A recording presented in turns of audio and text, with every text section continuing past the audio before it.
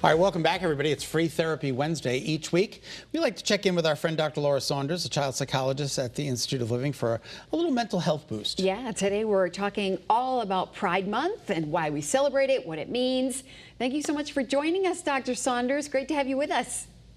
Hello, friends. Happy Wednesday and happy Pride Month. Yeah, you know, June is Pride Month for LGBTQ individuals. Why do we celebrate Pride, and what does it mean exactly? So there's a couple different things. Like, why do we celebrate it in June? We celebrate Pride Month in June because it's in honor of the Stonewall riots, which happened in New York City back in 1969. That was considered sort of the beginning of the movement. And I always think it's good. I mean, you know, on these segments we do, you know, it's Mental Health Awareness Month, or it's Women's Health Awareness Month. It's also Men's Health Awareness Month. So it's good to like highlight various aspects of life, feel a sense of pride and connection, and increase awareness. Now, that the Stonewall riots, the police went in, they said, we're not going to take it anymore. They kind of fought back, and that's where the revolution started. Am I getting that right? I hope I am. Yes. So what would happen routinely in the 60s is that police would raid gay bars or drag bars, and they would be harassed and beaten up, and violence would occur. And at that point in June, I believe it was the end of June of 1969, they said they'd had enough. They fought back. They, you know, kind of boarded up the place and refused to leave. And it created a riot. And that was really kind of the beginning of the movement, saying that we will not just be kind of pushed aside and have our needs not looked at. We are equal to everyone else. Right. And this is so important to celebrate this and embrace this, especially for, you know, teenagers. This is, I'm sure it's a time where they can, you know, say to themselves, okay, we're celebrating this now.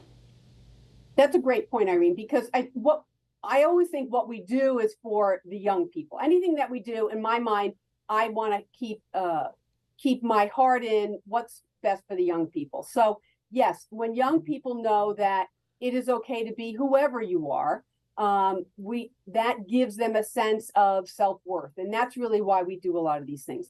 One of the statistics that's really compelling is, you know, 6.6% or 6.6% of the Connecticut population, which is 170,500 people in Connecticut, identifies LGBTQ.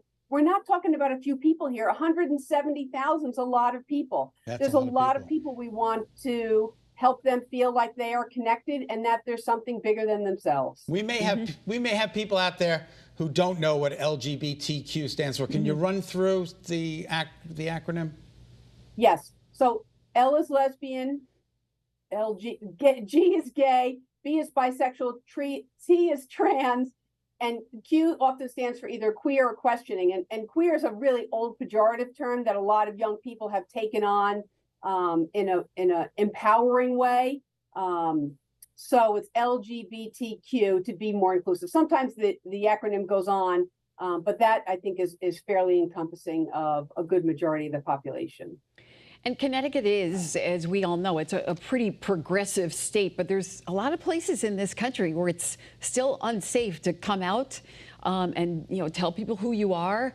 You know, what can be learned from that for the kids here in the state? So we are fortunate to be here in Connecticut and in the Northeast. There are a lot of places in this country that are not safe.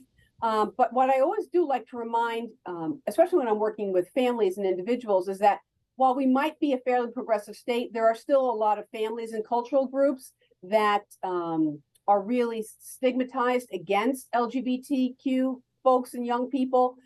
So information and education is really important. And that's why I like to talk about the numbers, right? 170,000 people in Connecticut is not 10 or 20. It's not even 100. It's not even 1,000. Right. There's a lot of these folks, and they need our support. They need our guidance. They need our love.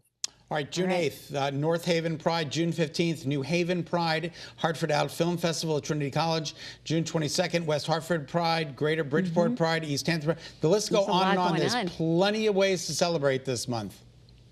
That's what's beautiful, is that there's lots of things, and it's about connection. And that's what's really important about these events. It's about connecting with other people, realizing that you're not alone, reducing isolation, feeling better about yourself. Well, I am very Excellent. proud of this conversation, and I'm also proud in general. So thank you so much for being with us. Excellent. Thank you.